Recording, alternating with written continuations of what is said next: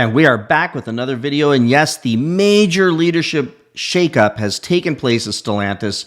The news is out. The stories are hitting the wire, and they're just shuffling around the deck chairs on the Titanic. They're moving the same people from other departments to other departments. They just got rid of Natalie Knight, which is kind of a big deal. When you bounce your CFO out, that means something. But that tells me, and this is just my take on this situation, but that tells me that this is Carlos saying, okay, the only ideas that Natalie had were to cut the company to shreds and move everything out of the country, et cetera, et cetera. Well, I believe that because there are CEOs who so heavily rely on their CFOs that they take direction from them that oftentimes is reckless and irresponsible. And remember, they're simply doing math. They're putting several numbers into a calculator and coming out and saying, this is what needs to happen. So we need to find $25 million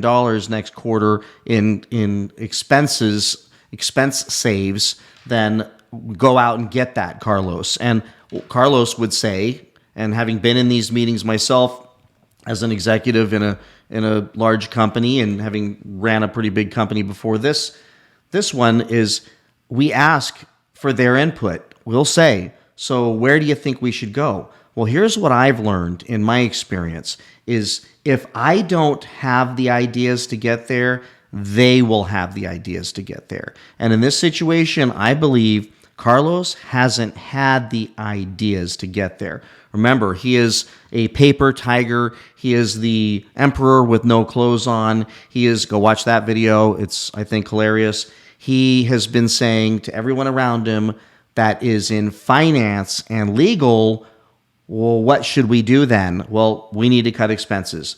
Okay, great. But his ideas on growth were horrible ideas. This is why this is all about him. His ideas were to go all in with the Hornet. That's an idea that he thought was a good idea because it frankly propped up the financials, I'm sure, of his crown jewel, as he said in an article not that long ago, Alfa Romeo.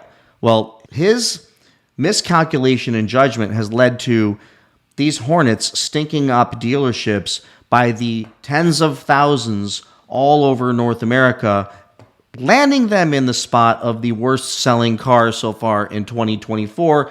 And likely they will be using these things as decorations and flower pots out in fields because nobody wants to buy these things. His ideas have been bad. They have been horribly calculated. And the people that were giving him the good ideas, like let's just say Tim Kuniskis, he wasn't listening to, and ultimately, I believe, forced a retirement upon him. Now, that's just my speculation. I have no facts to back that up, but it just seems pretty damn convenient that he steps down and then they continue going down this reckless path. The dealers know it, the customers know it, we all know it, but Carlos doesn't.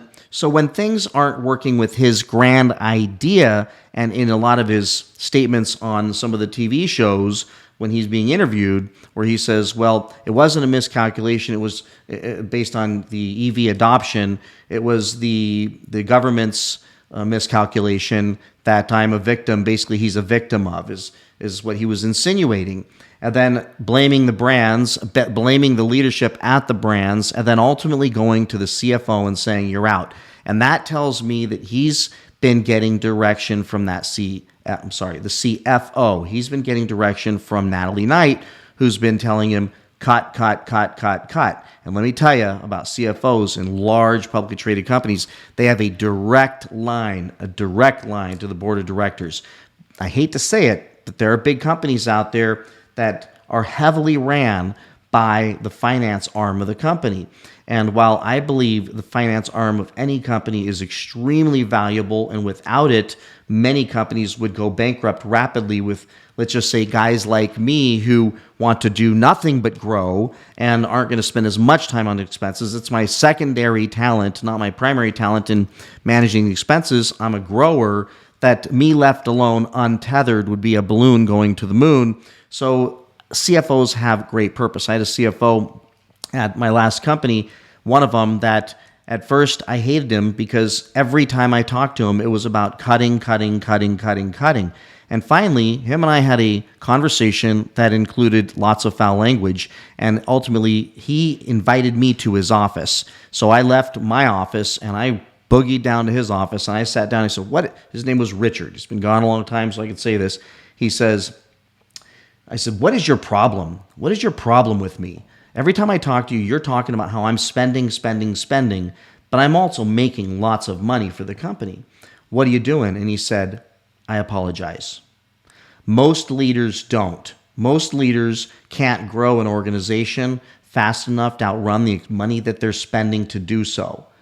So I have to ride them hard to cut expenses at the same time to ensure balance so that we don't end up losing money faster than we're getting the money from the job that they believe they're doing that's going to solve the problem, which I believe is kind of exactly what happened here. Is he had the CFO saying, cut, because he's spending hundreds of millions of dollars in going towards this EV thing and this stupid Hornet thing, and they're not getting sales. Compound that with a tough car market, and this guy is screwed. But what does he do? He comes in and probably said to the board of directors, "Well, I've been taking bad advice from my CFO." I'd bet anything. It's just me speculating.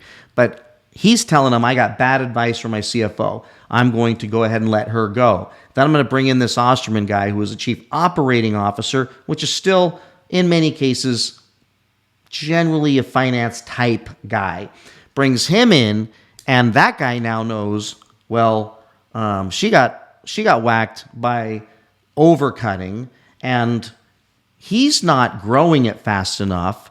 So what's my solution? And I can tell you, he's not going to have one, because the only solution here is to get rid of the CEO. He doesn't have the power, the brain power, I hate to say it, the IQ, to be able to dig his way out of this, nor does he have the guts or humility to say, "I screwed up. I need to reverse course immediately, reinstate us buying the carbon credits, reinstate a V8, get some cheap cars out there, not try to just lead with the high-end cars, because we're not a high-end car company, and let's just go ahead and put a Band-Aid on this whole thing while we figure out this EV farce that's not working, and let's dump the Hornets, just turn them into cash for the dealerships, incentivize them, and say, bottom line is, if people aren't buying the Hornet, it comes down to one thing. It's not just that it's a goofy looking little CUV thing. It's that the price is too high. Because anything, even the Pontiac Aztek,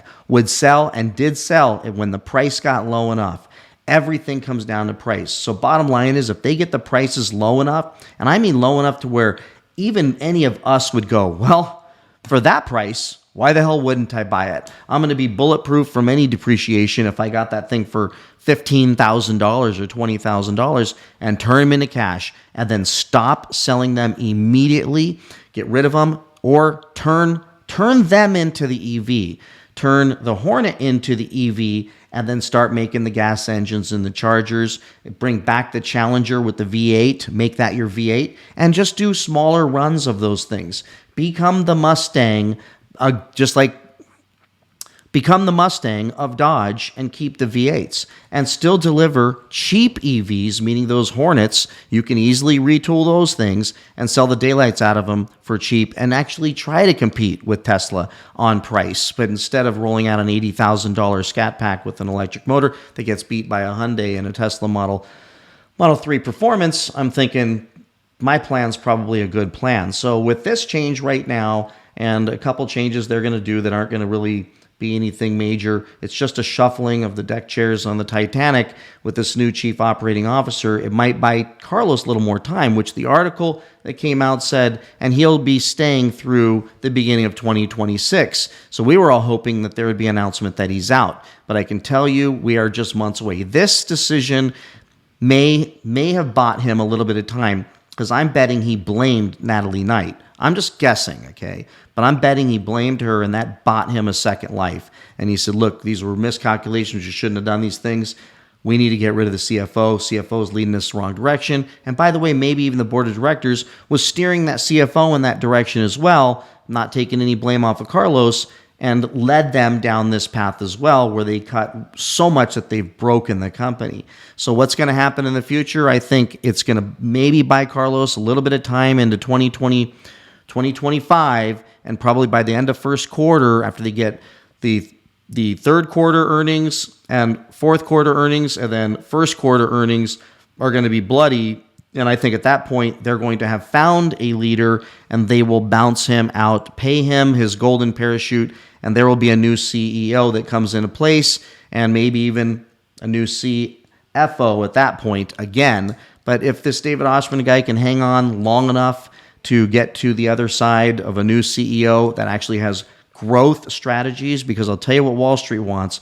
When a company's bleeding, they want revenue, because revenue is a leading indicator to tell them there's going to be profit in the future. So if they start hitting bigger revenue numbers, which is what Wall Street's going to want, they don't want to see any cuts anymore. The cuts haven't gotten them where they wanted to be. It's only made things worse. They want to see revenue growth. And revenue growth can be had even without profitability if you just sell stuff. Even if you sell the stuff at a loss, that revenue number will go up, the top line number will go up, and they will get a little bit of time and a little bit of extra gas in the tank, no pun intended, to be able to repair everything else and bring out other products. And they've got enough money in the bank to be able to hang for a little while, but if they don't take those actions, then it could be catastrophic. They could burn through their cash pretty fast, and we could see them heading into bankruptcy at some point, probably at the end of next year, if they start actually losing cold hard cash.